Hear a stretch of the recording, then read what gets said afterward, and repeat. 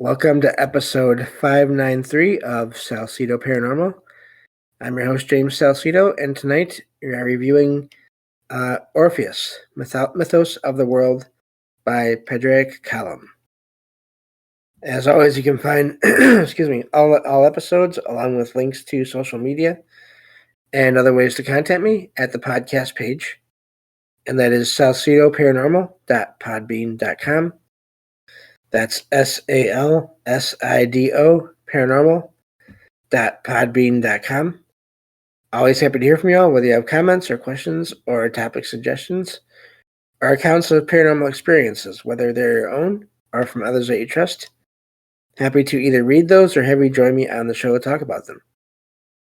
Thank you all for listening, whether you are here for the live streams on Discord or if you listen to the podcast or YouTube feeds, or on the Troubled Minds Radio Network, KUAP, Digital Broadcasting.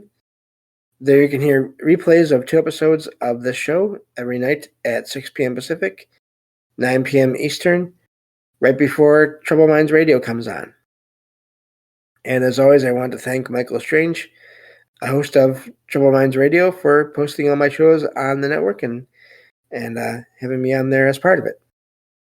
If you'd like to support the show, there are some different ways to do that. You can always share the show with others and rate and review it on your favorite podcast platform.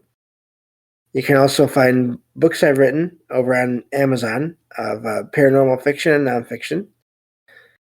You can sign up for the any of the paid membership tier levels of Patreon and get 1 extra episode of the show per week of true paranormal stories from the web. And you can also make donations, one-time donations to PayPal. Support is never expected, but as always, these days, always appreciated, as there are expenses in making these shows and the series of books that are going to be connected to them, such as equipment and research materials and travel expenses in some cases. I think that covers all of that, so we're going to get back into this summary of this book here. And again, I use AI to summarize each chapter, and then we talk about whatever basically comes to mind as we're going. So let me get back to the document here. We're starting the section on Greek mythology. So this is probably going to take some episodes here. We're not going to really get through it all in one show, that's for sure. So getting to the start of the summary here, it says this first section is called In the Beginning. So in the beginning, Nyx, which is Nyx, night, that's in parentheses there is night, laid an egg from which Ouranos, Ouranos, which is heaven, and Gaia, which is earth, were formed, and Eros, which is love, apparently, emerged. Ouranos and Gaia, drawn together by Eros, married and had the Titan gods and goddesses as children, including Kronos.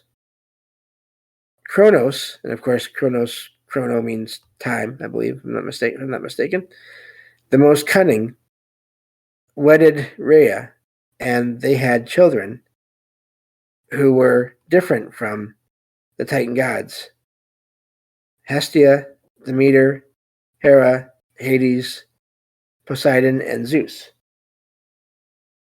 Let me see here. Let me check on something real quick. One moment.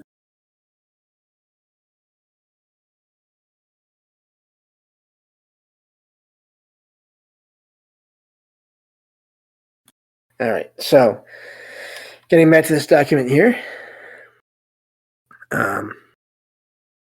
So let's see here. Okay, so Kronos, hating his father, Ouranos, attacked him with a sickle given by Gaia, forever separating Ouranos and Gaia.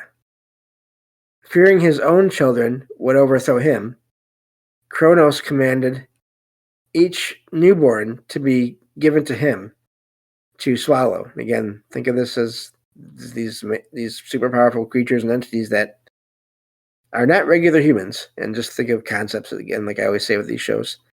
Rhea tricked him by giving him a stone wrapped in swaddling cloths instead of Zeus. Zeus was hidden in a cave and nursed by Adrastia, who gave him a golden sphere that made a flaming track across the sky when played with. The Titan gods had thrones on Mount Orpheus, while Zeus and his siblings built palaces on Mount Olympus. Kronos tried to slay Hera, but Rhea hid her with Okeanos and Tethys, where she wedded Zeus. The Moirai led the bride, Eros drew the bridal car, and Okeanos made the garden of the Hesperides for them. Zeus overthrew Kronos, and the Olympians became powerful. The Titans... I lost my spot. The Titans on Mount Orpheus began a war against the Olympians. Zeus freed the 100-armed giants born of Uranus and Gaia, who had been bound deep in the earth. They gave Zeus lightning and the thunderbolt. To give the giants courage, Zeus brought them ambrosia and nectar, the food and drink of the gods. The giants then agreed to help overthrow the Titans. In the ensuing battle, the giants attacked the Titans with huge rocks. Zeus hurled thunderbolts, setting the earth and sea aflame. The giants seized the Titans and held them for Zeus. Some Titans joined Zeus at the start, seeing the battle was in vain. Zeus befriended these Titans, but bound the rest in chains and hurled them into Tartarus. Tartarus is as far from Earth as Earth is from heaven, surrounded by a bronze fence. Poseidon fixed bronze gates, and Kotos, Breros, and Gyes, Gyes, guard the imprisoned Titans. Tartarus is also home to Night. Sleep and Death, Night's children, dwell there. Sleep roams the earth and sea, kindly to men, while Death is unkindly and holds fast whomever he seizes. Hades, Zeus's brother, has his hall in the underworld, given to him when Zeus divided Kronos' domain. Cerberus, a three-headed hound, it has a K there, I'm not sure if that's right. Kerberos? I thought it was Cerberus, but maybe not. A three-headed hound guards the hall. The Titans who joined Zeus stayed in the upper world, including a now harmless Kronos. Zeus reigned over Olympus, ruling gods and men. So that's the end of the first section there. I've heard about these things before, and this cycle of basically the son supplanting, and in a lot of cases, depending on the mythology you read, even killing the father, to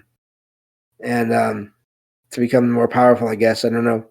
That's always been an odd part of that whole thing to me, but that's just my personal view on that. So anyway, looks like we have time for at least one more section here.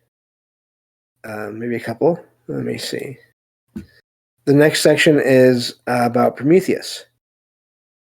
The gods on Olympus created multiple races of men, starting with the golden race, who lived justly without laws, in an everlasting spring, with long lifespans. After death, their spirits remained to inspire later men. That's amazing. So almost like sort of, I don't know, guides or whatever that did live, but then, and lived a long time, but then once they were spirits, they just stayed. And it said the silver race was less noble in spirit and body. The gods created seasons for them. They built the first houses, but lacked wisdom, quarreling and wronging each other. Zeus willed them to pass away, and their spirits went to the underworld. The bronze race was great in stature, terrible and strong, with bronze armor, swords, implements, and houses. They slew each other with their weapons and passed away, leaving no name. The current race is the iron race, lacking the justice, simpleness, and strength of the prior races, enduring labor and growing old quickly. Things were even worse before, with hard labor, worse than before, apparently, with hard labor and less justice and kindness. That's ironic in a way. Anyway, just think about the sort of state of the world and the state of history, I guess. Anyway, Zeus considered destroying the iron race with a flood, but Prometheus, the Titan, showed the just Deucalion and Para how to build a ship to survive. Zeus sent the south wind to flood the earth with rain, and had Poseidon let the sea pour in and rivers overflow. The flood drowned all except Deucalion and Para, Pyrrha, who Zeus spared to repopulate the earth. Again, doesn't that sound familiar? Prometheus pitied mankind's hard labor and suffering from cold winds. He stole fire from Zeus's altar, hiding it in a fennel stalk, S-T-A-L-K, brought it to men, and went going against the god's will. With fire, men made iron tools and cut forests, sowed grain, built sturdy houses, and warmed themselves, gaining rest from labor. They built cities and could raise their faces to the gods. Zeus punished Prometheus for stealing fire by having the giants bind him with unbreakable bronze to the highest, blackest crag of Caucasus. Caucasus. A vulture was sent to tear at his liver each day. Again, some of this stuff does get a little bit graphic. Prometheus endured his punishment without repenting, knowing a secret that one day another will overthrow Zeus, as Zeus overthrew his own father. Zeus will have to break Prometheus's fetters, and bring him to Olympus. So that's the end of that section there. Looks like we have time for at least one more. So that is amazing that this. So even in the mythology, they sort of talk about cycles in the past, but then also happening in similar ways, possibly in the future. I didn't know that there was even like a sort of a looking into the future in that way. I never really heard of that before.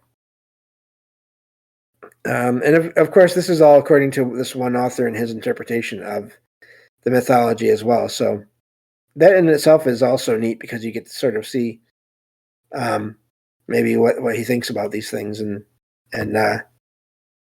even if it's only a little bit in little details here and there. Going on to the next section here. This talks about Pandora. Prometheus, the forethinker, and that's F-O-R-E, thinker, had a slow-witted brother named Epimetheus. Epimetheus? There we go. The afterthinker. That's quite the... I wonder if the AI made that part up. I'm not sure. Who he warned to beware of gifts from Zeus. Epimetheus did not heed this warning. Zeus was angry at Prometheus for giving fire to men. He plotted to injure men and use Epimetheus to further his plan. Zeus had Hephaestus make a clay maiden, and the gods gave her many gifts. Just a quick note here that, I mean, the further back you go, the less kind it seems people were in their views regarding women. So, but naming her Pandora, all endowed in parentheses there. Zeus had Hermes take Pandora to Epimetheus, there we go, along with a jar containing her dower. Epimetheus, forgetting Prometheus' warning and the Titan Wars with Zeus, was enchanted by Pandora's beauty. He took her hands and the jar, and they lived in a garden. Epimetheus forgetting about his suffering brother. Epimetheus brought Pandora to the homes of men who at that time were content with fire and well-shaped tools from Prometheus. They welcomed the Titan and admired Pandora. The jar was left in an open space. Over time, the women began envying Pandora's beauty and resenting their men's admiration of her. The wisest suggested the jars contained the means for the women to become as beautiful as Pandora. I've never heard of that version before. The women went to open the jar, but knocked it over, spilling out dark gray and red, crawling and flying things. Cares and troubles, including self-thought, which had already afflicted the women with envy. Sickness, war, and strife spread to men's houses. Epimetheus took Pandora to the house, but found sadness, pain, and conflict had come to mankind. And again, keep in mind all these words, they're in this story, in this mythology, they are their own entities in this way, in a way. Rejected by men and troubled, Epimetheus left Pandora, finally remembering Prometheus' warning. Regret and fear came to Epimetheus. He stumbled off a cliff and drowned, his body washed away by the sea. Hope, a beautiful living thing, had been caught under the jar's rim and stayed behind when a weeping woman found it, allowing mankind to see an end to their troubles despite their afflictions. Pandora, knowing only beauty and brightness, strayed from the houses of men. Hephaestus found her and took her back to Olympus, where she stays, sometimes visiting the world of men at Zeus's will. And that's the end of that part there. Let me look at how long the next thing is here. I guess we can do it here. But yeah, that's I hadn't heard that exact version, but that's the thing too with a lot of this, you'll find different versions. So it's really amazing when you come across different ones. Ricky in the chat says, "Yeah, why my Medusa was cursed because Poseidon wanted to lay with her, but she didn't want to." Yeah, and ran to the temple of Athena to hope she would help. Poseidon took her there, and Athena cursed Medusa because of what happened. So no man would be with her again. Yeah. Okay, that's from Ricky. Mattel in chat says never heard that version before. Yeah, I'm gonna have to look into that and see if there's any precedent to that, or if maybe there was a mistake in the translation somehow of the summaries going on here. Yeah, yep, Ricky, yeah, definitely. That's he says I was talking about the bad treatment of women, and he thought of that I just read there. Yeah, so it's that definitely is a thing that you see in a lot of mythology, unfortunately. So we'll see if we can get to this one section here, and that'll be the end of this episode here. This says Demeter, daughter of Kronos and Rhea, heard a cry from her daughter Persephone while going through the world making fields fertile. She searched for Persephone in Sicily and Enna, not sure what that place is, but found only her girdle in a spring.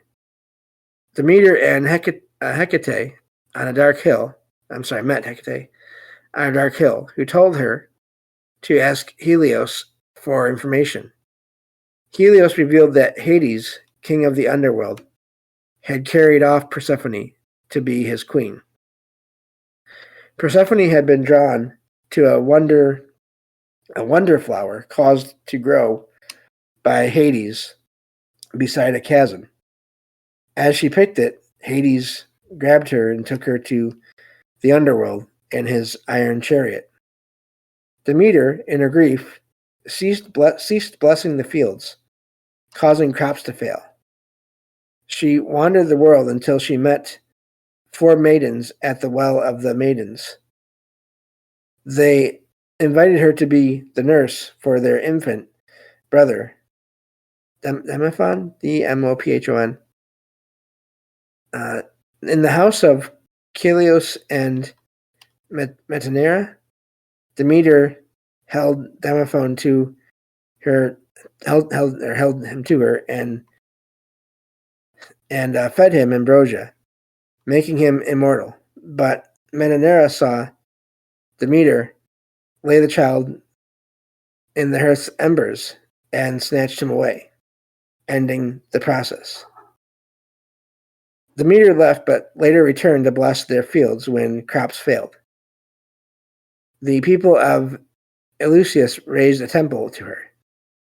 Zeus sent his Iris and other gods to persuade Demeter to return to Olympus, but she refused out of grief for Persephone. Zeus then sent Hermes to retrieve Persephone from Hades. Hades agreed to let Persephone go, but first tricked her into eating 7 pomegranate seeds, ensuring she would return to him. Demeter and Persephone had a joyous reunion, but Demeter despaired upon learning Persephone had eaten in the underworld, binding her to return there for 1 season each year. While Persephone is with Demeter, it is spring, and the crops grow. When Persephone returns to Hades, Demeter's grief causes the barren season. Persephone reigns as a mighty queen in the underworld, looking forward to her time above with Demeter.